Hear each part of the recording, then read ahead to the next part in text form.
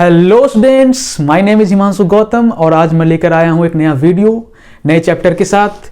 तो आज हम लोग स्टार्ट करने वाले हैं the very first chapter of class 11 which is vector. Actually unit and dimension is the first chapter, but unit dimension start नहीं करने का अभी जस्ट सिंपल सा कारण यही है कि अभी हम लोग स्टार्ट करने वाले ऐसा चैप्टर जो कि काफ़ी इंपॉर्टेंट है आने वाले जितने भी चैप्टर्स हैं। तो सब मोस्ट इंपॉर्टेंट चैप्टर कह सकते हो। जैसे कि अगर बात करा जाए कि मैथमेटिक्स की, कि मैथमेटिक्स में ट्रिग्नोमेट्री क्या होती है, जान होती है। अगर ट्रिग्नोमेट्री नहीं आती तो आप आगे की जितनी भी चैप्टर्स हैं उसमें आपको दिखते होंगे, क्योंकि ट्रिग्नोमेट्री बेस्ड क्वेश्चंस मिलेंगे ही मिलेंगे आपको। अगर आप कोई भी मेन से एडवांस से क्वेश्चन उठाते हो तो उसमें मिलेंगे ही मिलेंगे। तो ट्रिग्नोमेट्री अगर नहीं पढ़े तो आपका कोऑर्डिनेट भी अच्छा नहीं होगा, ना आपका कैलकुलस अच्छा रहेगा, समझ रहे हो। उसी तरह से ये फिजिक्स का ट्रिग्नोमेट्री है, मीन्स वेक्टर। अगर वेक्टर नहीं अच्छे समझ में आया तो आगे के जितने भी चैप्टर्स है, चाहे 11th की बात करें या 12th के मैग्नेटिक फील्ड और इलेक्ट्रिक फील्ड की बात करें, उसमें भी दिखते आएंगे। तो vector is one of the most important chapter. Unit dimension फिर हम लोग कभी कर लेंगे, ठीक है, ज़्यादा लेंदी। नया चैप्टर है, नया वर्ड है वेक्टर, बहुत लोग जानते भी होंगे। खैर मैं उससे बात नहीं कर रहा, जो नहीं जानते उनकी बात करते हैं। दो तरह की क्वांटिटी होती है, बट हम वो क्वांटिटी की बात कर रहे हैं जो कि सबसे मेजर रोल प्ले करती है डिफिनेशन में, डिफाइन करने में। वो है वेक्टर एंड स्केलर। तो जस्ट नोट करना,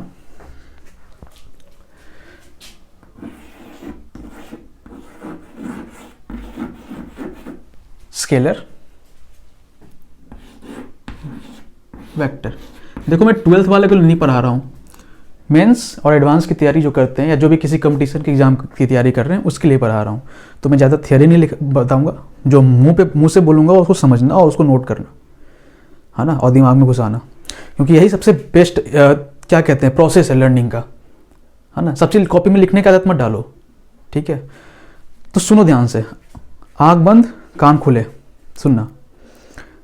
स्केलर एक वैसा क्वांटिटी है, स्केलर एक वैसा क्वांटिटी है जिसके पास सिर्फ और सिर्फ मैग्नीट्यूड होता है, ठीक है।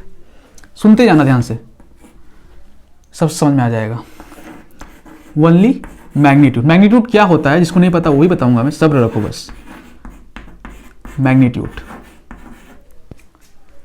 तो स्केलर वो है जिसके पास सिर्फ मैग्नीट्यूड होता है, क्लियर। वेक्टर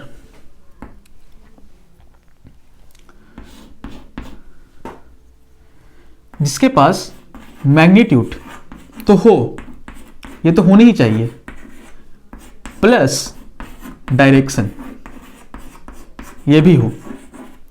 और एक और चीज है जो बहुत किताब में नहीं लिखी होती है ना, और बहुत जगह नहीं लिखी होती, वो भी होनी ही चाहिए। मस्ट फॉलो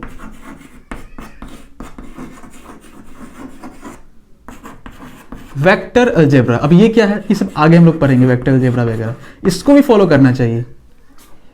तो अब समझते हैं, इतना समझ में आ गया। आप समझते हैं मैग्नीट्यूड की बात कर रहा था कि मैग्नीट्यूड होता क्या है।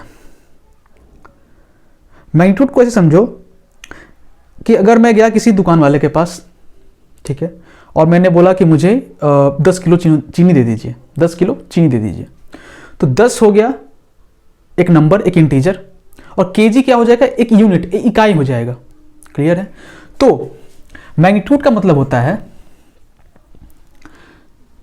n और u अगर साथ में लिख दिए, जैसे कि n का मतलब कोई नंबर उठा लो, ठीक है, और एक यूनिट उठा लो, तो इन दोनों के कंबाइन को ही बोलते हैं मैग्नीट्यूड। समझ में आया। एग्जाम्पल में अगर बात करा जाए, 5 kg, 5 एक नंबर है और केजी एक यूनिट है, इकाई है, कुछ नापने के लिए, कुछ मेजरमेंट के लिए यूज होती है। 500 फुट ले लो, ये भी एक नंबर है, एक इकाई है। 10 इंटीजर 1/2 हेक्टेयर, हेक्टेयर भी होता है, जो भी उठा लो, लीटर 50 लीटर। समझ में आ गया होगा अब कि क्या मैग्नीट्यूड होता है। एक नंबर हो और एक यूनिट हो तो वो मैग्नीट्यूड आता है, क्लियर है। तो स्केलर का मतलब वो हुआ जिसके पास से मैग्नीट्यूड हो, और वेक्टर का मतलब मैग्नीट्यूड, डायरेक्शन और वेक्टर अलजेब्रा को फॉलो करता हो। वेक्टर अलजेब्रा क्या होता है आगे हम लोग डिस्कस करेंगे। अब समझते हैं थोड़ा फील के साथ कि वेक्टर क्या क्या नीड है actually, what is the need of vector. Suppose करो ये मोहन का घर है, यहां मोहन रहता है, ठीक है।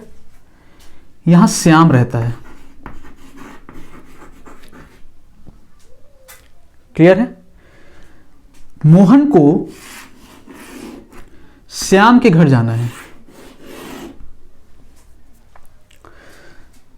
तो उसका रास्ता एक ही है, उस जाना ऐसे जाना होगा, ऐसे और फिर ऐसे, ऐसे यहां से यहां, फिर यहां से यहां टर्न लेना पड़ेगा, और कोई यहां से यहां कोई रास्ता नहीं है। ठीक है, मान लो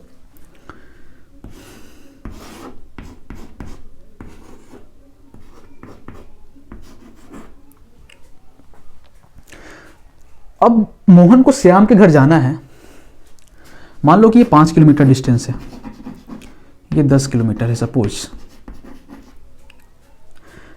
अब मोहन को बताना है, कोई मोहन के घर पहुंच चुका है, सपोज मोहन के घर कोई पहुंच चुका है और उसको बोल रहा है कि मैं श्याम के घर हूं, तो अभी कैसे बताएगा एड्रेस? सिंपल एड्रेस क्या होगा, है ना? सिंपल एड्रेस क्या होगा कि बोले कि भाई तुम मेरे घर से 5 किलोमीटर नॉर्थ आओ, 5 किलोमीटर नॉर्थ आओ, उसके बाद 10 किलोमीटर ईस्ट आना, तुम्हें श्याम के घर पहुंच जाओगे। बहुत सिंपल रास्ता है। 5 किलोमीटर कहां आना? नॉर्थ, उसके बाद 10 किलोमीटर ईस्ट की तरफ चले जाना। क्लियर है यहां तक?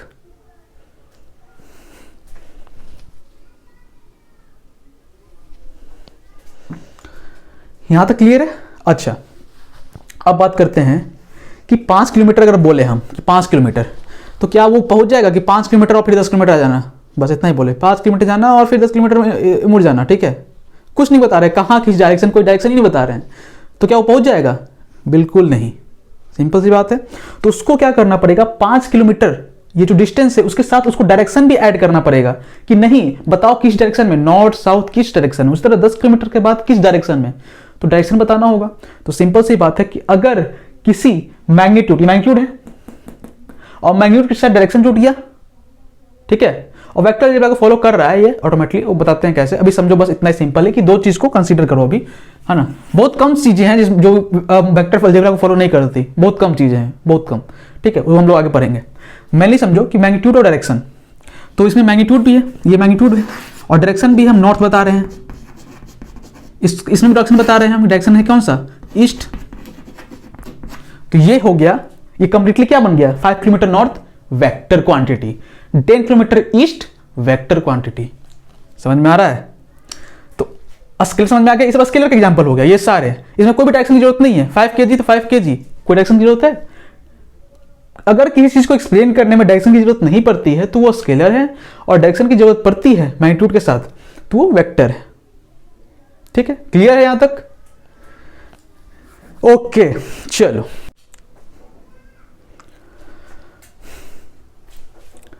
अब वेक्टर के बारे में थोड़ी सी जानकारी, एक काफ़ी इंपॉर्टेंट चीज़ है, उसके बारे में डिस्कस कर लेते हैं ना। उसके बाद आगे हम लोग उसके प्रॉपर्टीज़ के बारे में भी डिस्कस करेंगे। तो क्या है, सिंपल समझना,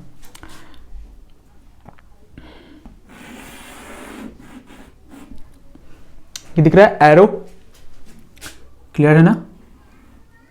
बिल्कुल सर, एकदम क्लियर है, ज़्यादा क्लियर भी मत होना। हाँ ठीक है, तो ये क्या है? एरो है। यही इसी तरह से हम वेक्टर को डिनोट करते हैं, एरो से। ठीक है, ये डिनोट करने का तरीका है। ठीक है, डिनोट करते हैं इस तरह से वेक्टर को।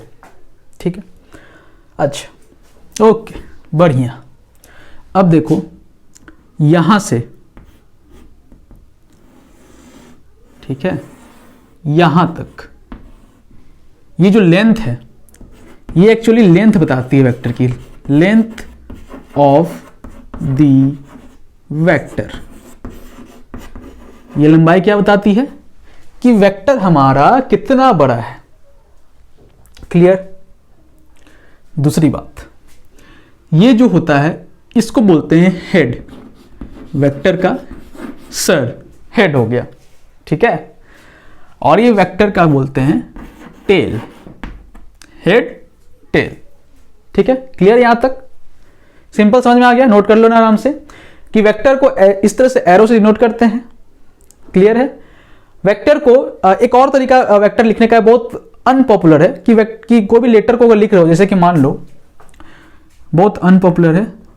मान लो कि एक ए बी वैक्टर है, तो हम एक तो ऐसे लिख सकते हैं कि ए बी और ऊपर वैक्टर का साइन दे दिए तो ए बी वैक्टर हो गया, ये वैक्टर हो गया। एक तरीका और है, इसको ऐसे लिखो,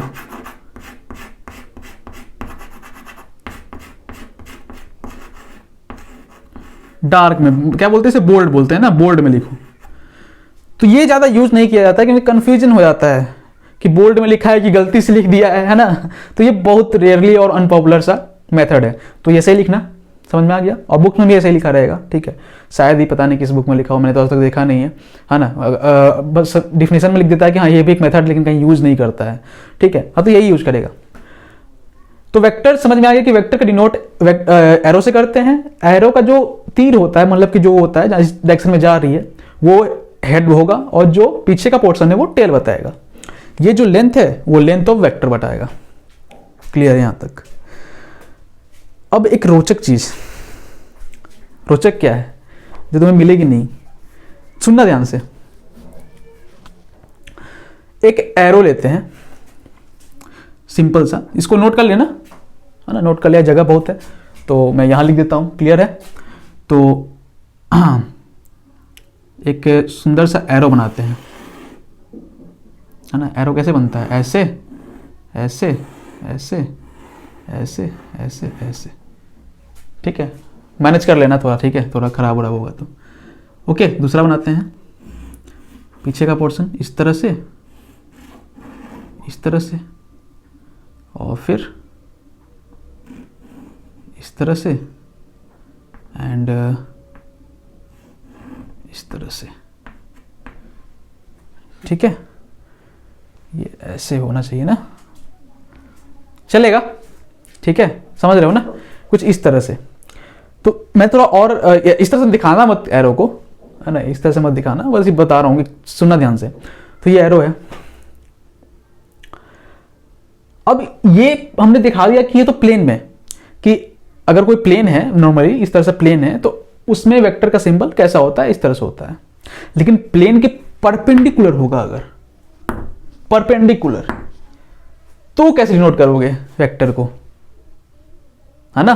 ध्यान सुनना, अगर प्लेन के अंदर जा रहा है, अगर प्लेन के अंदर, दो तरह से परपेंडिकुलर हो सकता है, या तो प्लेन के बाहर ये परपेंडिकुलर, या प्लेन के अंदर, ठीक है, ये परपेंडिकुलर हो सकता है। अरे ये है हाथ, मान लो ये हाथ परपेंडिकुलर कैसे हो सकता है, ये परपेंडिकुलर हो सकता है, या तो फिर यहां ये हो सकता है अंदर की तरफ परपेंडिकुलर, ठीक है। तो हम पहले अंदर वाले लेते हैं कि मान लो कि अंदर की तरफ परपेंडिकुलर है। तो जब अंदर की तरफ परपेंडिकुलर है तो ये एरो कैसे होगा, ऐसे जा रहा होगा, कैसे, ऐसे। तो हमें जब देखेंगे पीछे से तो हमें ये पोर्शन दिखेगा, सिर्फ बिल्कुल हम पीछे से देख रहे हैं, बिल्कुल पीछे से, तो सिर्फ ये पोर्शन दिखेगा हमें, ठीक है।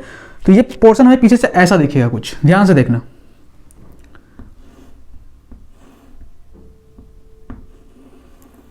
क्रॉस की तरह, इस तरह से क्रॉस दिखेगा। एरो का जो पीछे का पोर्शन होता है वो क्रॉस की तरह दिखेगा, ठीक है। फिगर्स तो सिर्फ थोड़ा कॉम्प्रोमाइज कर लेना, ठीक है, उतना सुंदर फिगर भी नहीं है, लेकिन हाँ समझ लेना, समझने वाले समझ गए होंगे कि पीछे से क्या दिखेगा, क्रॉस की तरह दिखेगा। अब अगर आउटवर्ड है, मतलब कि वेक्टर बाहर की तरफ है, तो तुमको ये पोर्शन दिखेगा, दिखेगा। और ये पोर्शन कैसे दिखेगा, बिल्कुल अगर सीधे से देखोगे, बिल्कुल सीधे से, तो ये पॉइंट साइज दिखेगा, बिल्कुल पॉइंट साइज, पॉइंट नहीं होगा लेकिन बिल्कुल पॉइंट टाइप दिखेगा, बिल्कुल पॉइंट की तरह आ रहा होगा। तो ये कुछ ऐसा दिखेगा, पॉइंट। तो ये भी वेक्टर्स का रिप्रेजेंट करने का एक तरीका होता है, और ये यूज कहां करोगे, ये आप जब पढ़ोगे मैग्नेटिक फील्ड ना, वहां पर यूज करोगे आप 12th में। तो समझ लो कि ये भी एक तरीका होता है। ये कब यूज करते हैं, जब प्लेन के परपेंडिकुलर, अगर इनवर्ड जा रहा है तो क्रॉस, आउटवर्ड आ रहा है वेक्टर तो डॉट से दिखाते हैं। बढ़िया, चलो यहां तक तो क्लियर है सब चीज। वेक्टर समझ गए, वेक्टर के क्या डिनोट कैसे करते हैं, और वेक्टर के कुछ नियम के बारे में भी समझ गए कि हाँ ये रूल एंड रेगुलेशंस फॉलो करने होते हैं वेक्टर के, कि अगर इनवर्ड जा रहा है तो क्रॉस और आउटवर्ड जा रहा है तो डॉट से, है ना। ठीक है, अब इरेज करते हैं। बढ़िया।